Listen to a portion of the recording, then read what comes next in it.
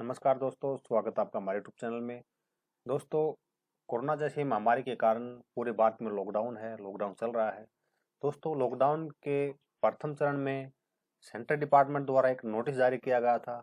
उस नोटिस में सभी एस्टेब्लिशमेंट कंपनी, सभी संस्थानों को अपने कर्मचारियों को पूरा वेतन लॉकडाउन के दौरान पूरा वेतन देने के लिए उसमें कहा गया था। दोस्तों, 29 मार्च 2020 को जो नोटिफिकेशन जारी किया गया था, यानी कि लॉकडाउन के फर्स्ट चरण में ही 29 मार्च 2020 को नोटिफिकेशन जारी किया गया था। उसके दौरान नोटिफिकेशन के दौरान सभी एस्टेब्लिशमेंट को अपने कर्मचारियों को पूरा का पूरा वेतन देना था। दोस्तों, अगर कोई एम्प्लॉयर किसी कर्मचारी को उसका पूरा वेतन नहीं देता था, यानी कि लॉकडाउन के कारण उसको वेतन नहीं देता था, तो वो लीगलाइज उस कर्मचारी को दे दिया गया था कि वो कर्मचारी अपने स्टेट लेबर डिपार्टमेंट एक्ट के तहत कार्रवाई करवा सकता था। दोस्तों, इस महामारी के कारण सभी कंपनियों एस्टेब्लिशमेंट जो लॉकडाउन में बंद थी या वर्किंग में थी, तो अगर कोई भी एस्टेब्लिशमेंट या कंपनी लॉकडाउन के कारण बंद थी, वो अपना कार्य नहीं कर पा रही थी, तो भी उसे अपने कर्मचारियों को पूरा वेतन देने के लिए कहा गया था। तो इस महामारी को देखते हुए एक संकट का माहौल सभी एस्टेब्लिशमेंट और कंपनी के ऊपर गुजर रहा था। कुछ कंपनियों ने सुप्रीम कोर्ट में याचिका दायर की कि हम लॉकडाउन के कारण हम कार्य नहीं कर पा रहे हैं, हमारे एस्टेब्लिशमेंट कंपनी वर्किंग में नहीं है, हम प्रोडक्शन नहीं कर पा रहे हैं, तो हम ऐसे में कर्मचारियों का वेतन कहाँ से दे सकते हैं और हम उसको कैसे मेंटेन करेंगे।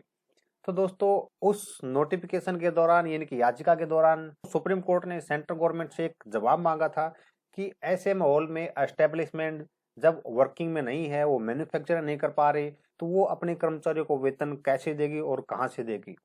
तो दोस्तों, उन सब नोटिफिकेशन के दौरान, यानी कि जो नोटिफिकेशन 29 मार्च 2020 को जो नोटिफिकेशन जारी किया गया था, उस नोटिफिकेशन में सभी कर्मचारियों को वेतन देने की मांग को अब सेंट्रल डिपार्टमेंट ने, यानी कि सेंट्रल गवर्नमेंट ने उसको वापस ले लिया है। अब आपको सिर्फ 17 मई 2020 तक का आपको वेतन मिलेगा। अब ये सारा कंपनी और एस्टेब्लिशमेंट के ऊपर निर्भर है, वो आपको पेमेंट दे या नहीं दे। कोई कर्मचारी अगर वर्किंग में नहीं जाता है, यानी कि अपने एस्टेब्लिशमेंट के अंदर नहीं जाता है, वो अपनी कंपनी के अंदर कार्य नहीं करता है, तो उस कर्मचारी को एस्टेब्लिशमेंट या कंपनी पेमेंट दे या ना दे, वो उस एस्टेब्लिशमेंट या कंपनी के ऊपर डिपेंड है। लेकिन उसके ऊपर वो कर्मचारी उस कंपनी या एस्टेब्लिशमेंट के ऊपर लीगलाइज लेबर एक्ट के तहत कोई कार्रवाई नहीं करवा सकते। हिंदुस्तान टाइम्स ने लिखा है कि लॉकडाउन के दौरान स्टाफ को पूरा वेतन देने का निर्देश केंद्र ने वापस लिया। यानी कि उन्होंने ये लिखा हुआ है कि लॉकडाउन का चौथा चरण 18 मई से शुरू होगा। यानी कि जो नोटिस 29 मार्च 2020 को जारी किया गया था, उस नोटिस का इफेक्ट, वो नोटिस 17 मई 2020 तक लागू रहेगा। आपको कंपनी सिर्फ 17 मई 2020 तक का वेतन आपको देगी। उसके बाद अगर आप कंपनी में नहीं जाते हैं, कंपनी वर्किंग में नहीं आती है, यानी कंपनी लॉकडाउन के कारण बंद है, तो वो आपको उसका वेतन नहीं देगी। दोस्तों, उन्होंने साफ तौर पे लिखा हुआ है, नियोक्ताओं को निर्देश दिया गया था कि किसी भी कटौती के बिना नियत तिथि पर श्रमिकों को मजदूरी का भुगतान करें, भले ही लॉकडाउन की अवधि के कारण उनकी कंपनी बंद हो या वर्किंग में हो। लेकिन उन्होंने अब इस फैसले को वापस ले लिया है। यानी कि ये फैसला सिर्फ अभी 17 मई 2020 तक ही सीमित है। उन्होंने ऊपर ये भी लिखा हुआ है, कार्यकारी समिति द्वारा जारी आदेश 18 मई 2020 से अमल में नहीं माने जाएंगे।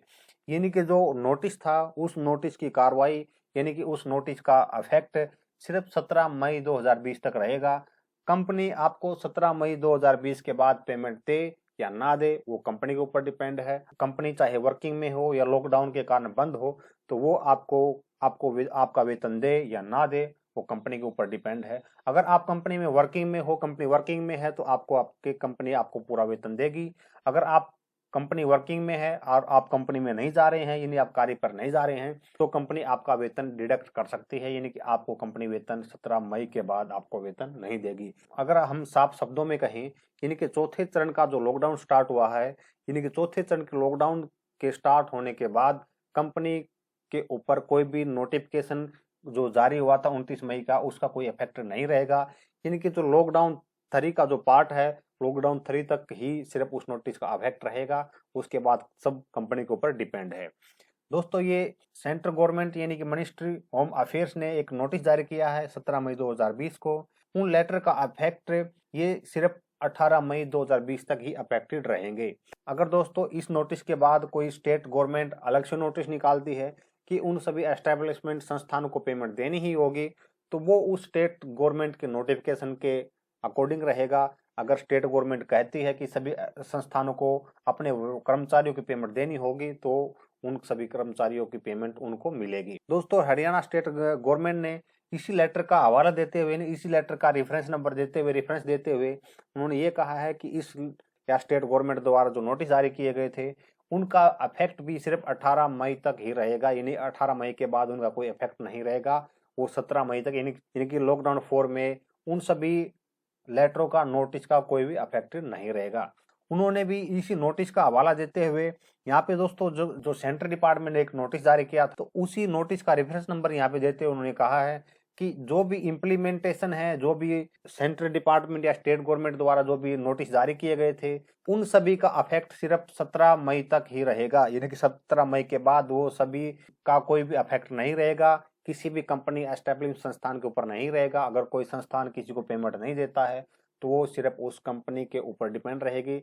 अगर वो अपने लॉकडाउन के कारण जो कर्मचारी वर्किंग में नहीं है, यानी कि एब्सेंट है, कार्य पर नहीं जा रहे हैं, अगर वर्किंग इकाई ओपन है यानी कि कंपनी वर्किंग में है और वो कर्मचारी वर्क कार्य पे नहीं जा रहे हैं, तो वो उनका 17 मई के बाद यानी कि लॉकडाउन 4 में उनको पैसा दे या ना दे, वो उस कंपनी के ऊपर डिपेंड है। अब कंपनी के ऊपर कोई लीगलाइज नहीं बनता, यानी कोई भी कर्मचारी कंपनी के ऊपर लीगलाइज कार्यवाही नहीं करवा सकता अगर वो उसको पेमेंट नहीं देती है। अगर अब वो अब्सेंट है और अब्सेंट के कारण कंपनी उसको पेमेंट नहीं देती है, तो वो कर्मचारी लॉकडाउन 4 में कोई भी लीगलाइज कार्रवाई नहीं करवा सकता।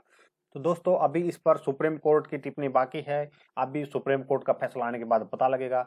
दोस्तों ये जो एक मैंने आपको बताया है, ये सिर्फ सेंट्रल गवर्नमेंट यानी government of India ministry home affairs की नोटिफिकेशन के अनुसार बताया है। आपको इसका नोटिफिकेशन डिस्क्रिप्शन में मिल जाएगा। स्टेट गवर्नमेंट का भी यानी कि हरियाणा स्टेट गवर्नमेंट का भी नोटिफिकेशन आपको मिल जाएगा और सेंट्रल गवर्नमेंट का नोटिफिकेशन भी आपको वहाँ पे मिल जाएगा।